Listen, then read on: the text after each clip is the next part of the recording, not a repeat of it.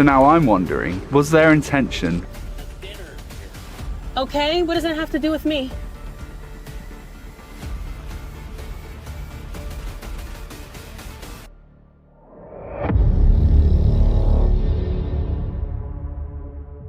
In 2017, a cyclist filmed his ride through a dense, shadowy forest when he stumbled upon something straight out of a nightmare.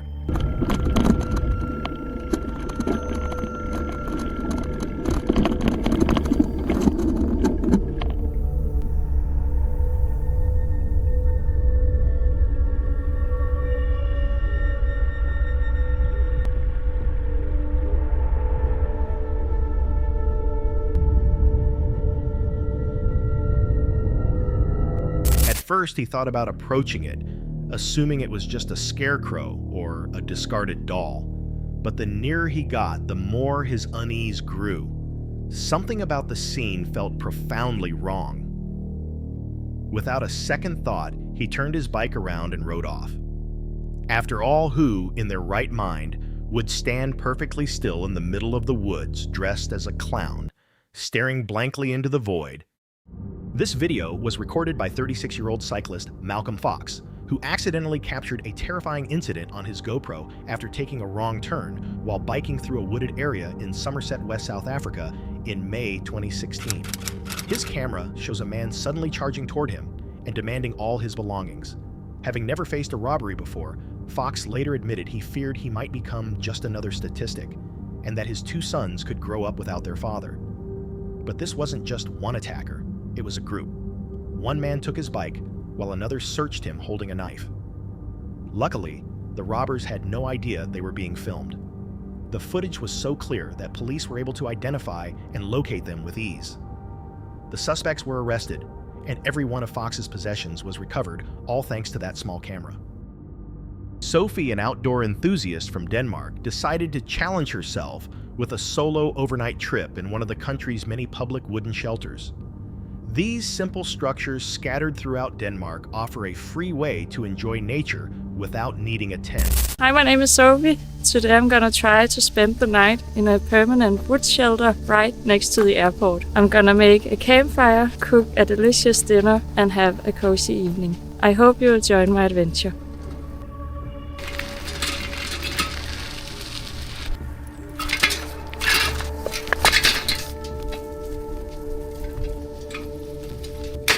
Today my plan is to stay here in this wood shelter.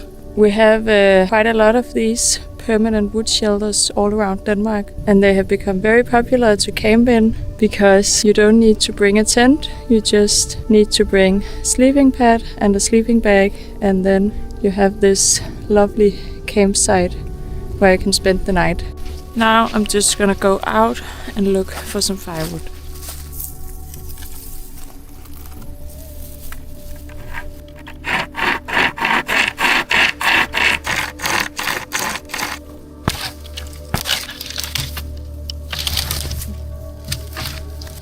I have this pocket saw, it's called, like a chain from a chainsaw here with two fabric handles. First, when I got it, I thought this is the best thing ever. I loved it. But I think it's not that good anymore. Maybe it's just because that the blades are not as sharp as when I just got it. But I feel it keeps on getting stuck when I try to saw. Her plan was straightforward. Make a campfire, cook dinner, and spend a quiet night alone in the woods. Although she had reserved a different shelter, it was already occupied when she arrived, so she continued riding until reaching another one, technically booked by someone else. It's actually possible to book these type of shelters, or at least most of them, online, so that you know that you will have this spot available to spend the night. I booked a shelter for tonight.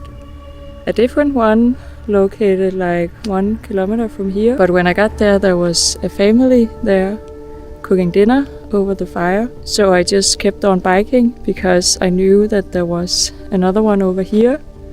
And I could see that this one was actually booked. But yeah, as you can see, no one is here. So now I'm just hoping that I will have it to myself. But of course, if someone comes here and they have booked it for the night, I will pack up and leave. It actually says on the website that you have until 8 in the evening to show up, and otherwise it's just free to take for everyone.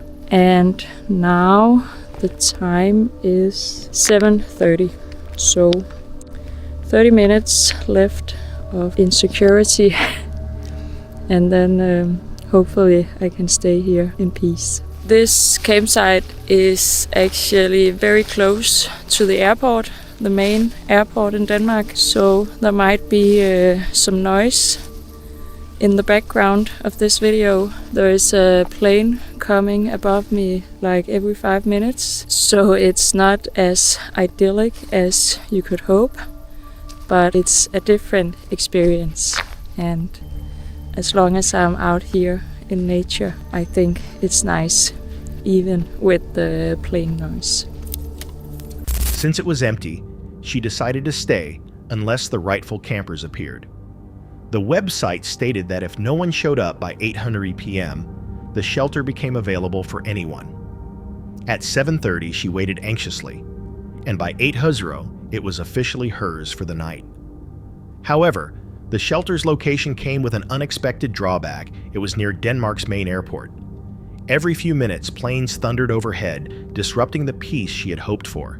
Still, Sophie continued with her plan: build a fire, cook a warm meal, and sleep outdoors for the first time without a tent, relying only on the shelter and her sleeping bag.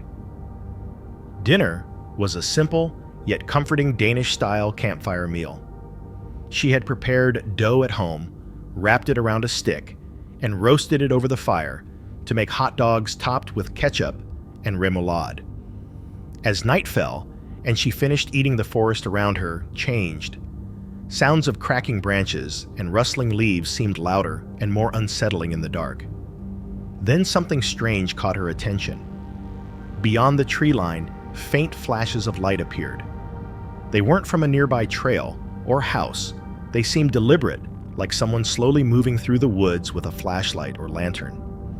The lights flickered and vanished, only to return moments later, always from the same direction.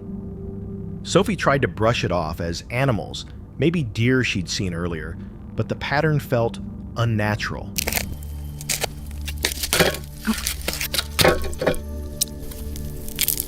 Hot dog number 2.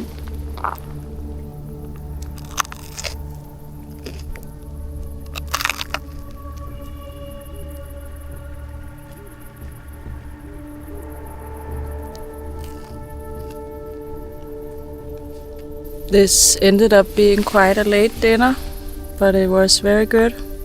2 hot dogs. Now I'm full. Oh, I actually could have eaten one more, but 2 was enough. Now it's already dark, so I had to bring out my flashlight. And now the forest is starting to make a lot of sounds. I don't know what it is. As soon as it gets dark, all sounds just becomes a little bit scary. I have no idea if you can hear this on the camera, but there are these big like branches snapping or breaking in that direction, and now there's an airplane, so you probably can't hear it. But I'm just, I get a tiny bit scared whenever I hear that sound. Later, as she cleaned up and prepared to sleep, the lights appeared again. No voices, only rustling and shifting light in the distance. Despite the unease of possibly being watched, Sophie decided to stay. She positioned her sleeping bag with her head facing the open entrance for a clear view of the forest and hung small lights to make the space feel safer. The rest of the night passed without any confrontation, though the uneasy atmosphere never lifted. Between her flashlight's dim glow, the eerie forest sounds, and the strange flashes earlier, it wasn't the peaceful night she had imagined. Still, she completed her goal, a solo night in the woods. By morning, Sophie felt proud. yet reflective, still thinking about the mysterious lights and the lingering sense of being watched. The unexplained lights remain a mystery. They could have been hikers, someone scouting the area, or perhaps just a trick of perception amplified by fear and darkness. Yet their timing and persistence suggest something more deliberate. What would you have done in Sophie's place, ignored it, and stayed or packed up and left the forest behind? Brandon. The creator of the Brandon Explore channel recently uploaded a video he described as the worst camping experience of my life. What was supposed to be a calm overnight trip quickly turned into a terrifying night of chaos. His journey began in the peaceful seaside town of Clacton-on-Sea in southeastern England. Just a couple of miles to the south lies the coastal settlement of Jaywick, but the difference between the two couldn't be more striking. While Clacton is often listed among the happiest towns in Britain, Jaywick has gained notoriety for being the poorest. Curious to see if the rumors were true, Brandon decided to spend one night camping there. Around 2:30 in the morning,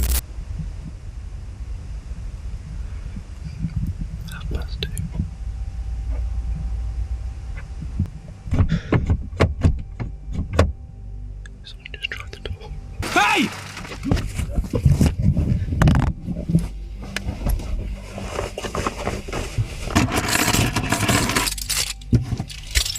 Right, whoever the that was has now gone.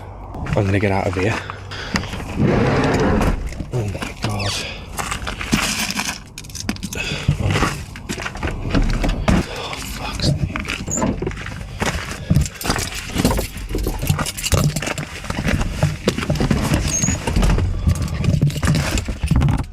Brandon woke up suddenly to the sound of someone pulling on his van's door handle.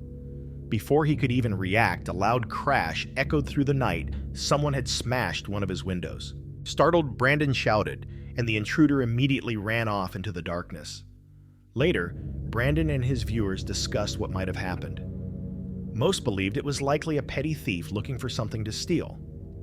A quick search online seemed to support that theory. Jaywick is regularly listed among the towns with the highest crime rates in the UK, where unemployment affects more than half of its population. With so few opportunities, some residents resort to theft just to get by. Even though the incident was terrifying, Brandon made it clear that he wasn't giving up on van camping. He explained that he would continue exploring, but be much more cautious about where he parks overnight in the future. The details of the event strongly suggest it was an attempted theft rather than a random act. The time of night, the deliberate attempt to open the van, and the intruder's quick escape all point to opportunistic criminal behavior. The situation also highlights the hidden risks of urban camping, particularly in areas struggling with poverty, where desperation can easily lead to crime. Still, one unsettling question lingers. Was this just an unfortunate coincidence? Or had someone been watching Brandon's van waiting for the perfect moment to strike? And as more van lifers travel into unfamiliar towns, how many others might face similar dangers in the middle of the night? The creator known as Love Sundays is a YouTuber who documents his life on the road, living out of his van and embracing the minimalist lifestyle of stealth camping. His channel captures the essence of nomadic living, revealing both the peaceful moments and the challenges that come with being off the grid. But what started as a calm routine trip would soon take a grim and unsettling turn, showing the unexpected dangers that solo travelers sometimes face. I mean, I am parked on the side of the road. I have parked across from a bit of a clearing. After last week's video where I had a little bit of aggro, I decided this week I'm just going to come out in the middle of nowhere so that I can have a little bit of downtime. And looking at it, it looks fine at the moment, but as soon as the sun starts to go down, I think it might get a little bit creepy around here. On this particular outing, he parked in a secluded clearing, hoping to unwind after a tense incident the week before. The place looked harmless under the afternoon sun, but as dusk settled in, an uneasy tension filled the air. While his slow-cooked lamb stew simmered inside the van, he wandered through the nearby woods. Food to slowly cook away. I think I'll be a bit of a wuss if I don't actually go for a wander in the woods when the sun's down. Might leave the diesel heater on really low. It's on the lowest setting at the moment anyway, just so it's nice and warm in the van when we get back. Right. I'm going to try and not look at you completely because that light I've got shining in my face is very bright. Okay.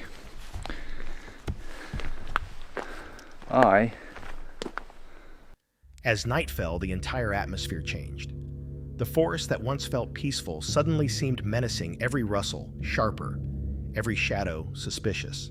Thoughts of horror movies set in the woods crept into his mind until he finally decided to return to the safety of his van.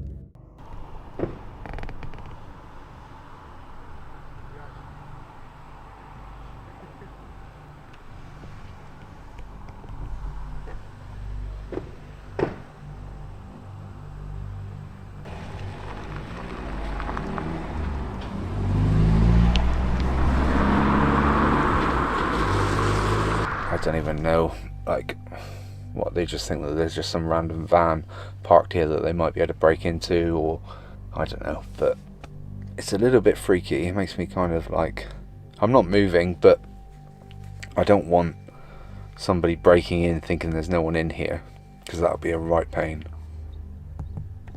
Late that night, the silence was broken when a vehicle pulled up nearby. It drove off briefly only to return and park directly behind his van. The strange quiet that followed was deeply unnerving. By morning, his fears were confirmed. Someone had zip-tied his van's side door shut, from the outside, trapping him inside.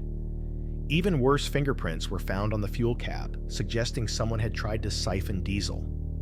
The cable ties seemed to be an intentional way to keep him from stopping them while they carried out their plan.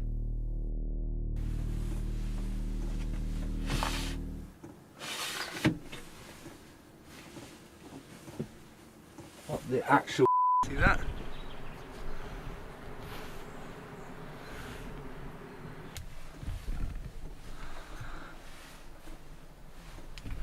I don't even think I can shut the door now. So when I said I got left alone last night, it doesn't look like I did get left alone, does it? I didn't even hear anyone out on the side door. Right, I've got to work out how to do this. I don't think I've got any pliers.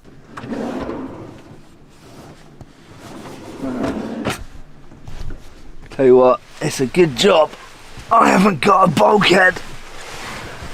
There we go. Oh, it's miserable out here.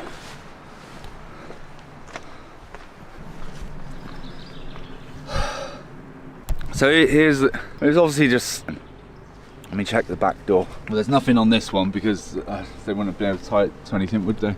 There's no way they could have done that door anyway.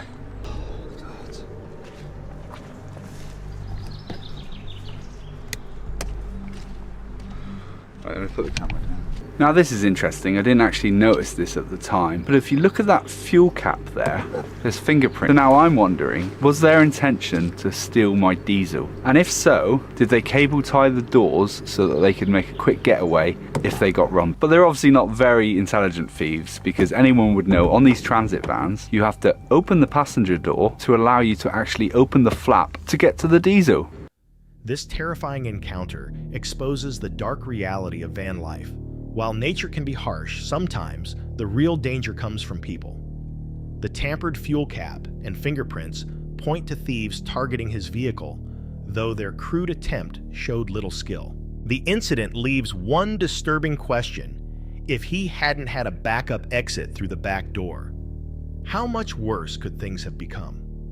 And perhaps more chilling were they really? After diesel? Or did they have something far more sinister in mind that night? Meet Natasha, the fearless creator behind the YouTube channel, Quest Out West. Through her videos, she takes viewers along as she travels and lives in her van, capturing the beauty of the wilderness and the freedom of the open road. Her channel has inspired many to pursue van life, but even the most peaceful lifestyle can turn frightening in an instant. For Natasha, what began as a simple stop would soon become one of the most unsettling moments of her life. It was supposed to be a short break. The dinner here. Okay, what does it have to me? That's the reason that I found you staring at my van? No, I was just taking a break. I was looking for blackberries. You were looking for blackberries. Out of this entire parking lot, you were looking for blackberries right beside my van. An empty parking lot where she planned to rest before continuing her journey. But while sitting inside her van, Natasha suddenly noticed something that made her pulse quicken. A man was standing right outside, staring directly through her window. When she confronted him, he quickly gave an excuse, claiming he was looking for blackberries. The story didn't make sense. I'm actually shaking from this one. This one scared the crap out of me. I was behind the curtain, and just as I opened the curtain to reach for something on the dashboard, staring into my van, and it scared the actual bejesus out of me. I just changed my clothes. Worth mentioning is that I was not naked when he showed up, but I was wearing a night dress that was a crop top, and that's why you could see my shoulders. I didn't have the straps over. And none of the surrounding bushes looked like blackberry plants. Why would he choose to stand right next to her van in such a wide open area? The encounter became even more disturbing when Natasha remembered she had been changing clothes just minutes earlier. Though she clarified she hadn't been naked, realizing that someone might have been watching her during such a private moment made her feel exposed and unsafe. Parking lot. And in this entire parking lot, he comes up to all of these bushes are, so if there was blackberries, there would be any. It's very obvious that none of this is a blackberry bush.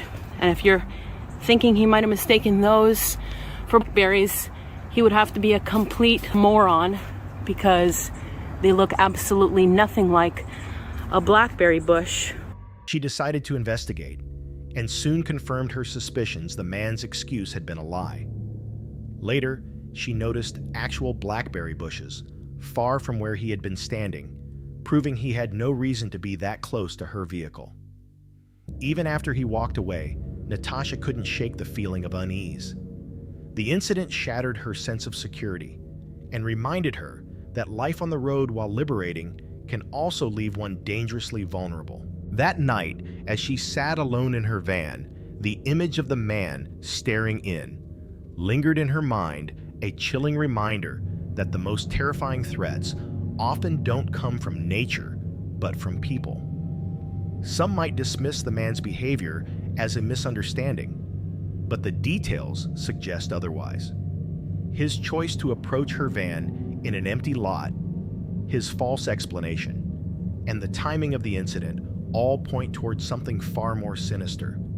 It's entirely possible he had been watching her beforehand, waiting for the right opportunity to act, and only her alertness prevented something worse from happening. This leaves a haunting question. Was it truly a random encounter? Or had Natasha been unknowingly followed? And if she hadn't seen him when she did, what might have happened next? In the end, it serves as a grim reminder that while van life offers freedom, it also demands vigilance. Because sometimes the real danger isn't the wilderness outside, but the people lurking within it. That's it for tonight. Which moment creeped you out the most? Drop it in the comments. Have your own story? Share it with us, and stay tuned. The next one is even darker.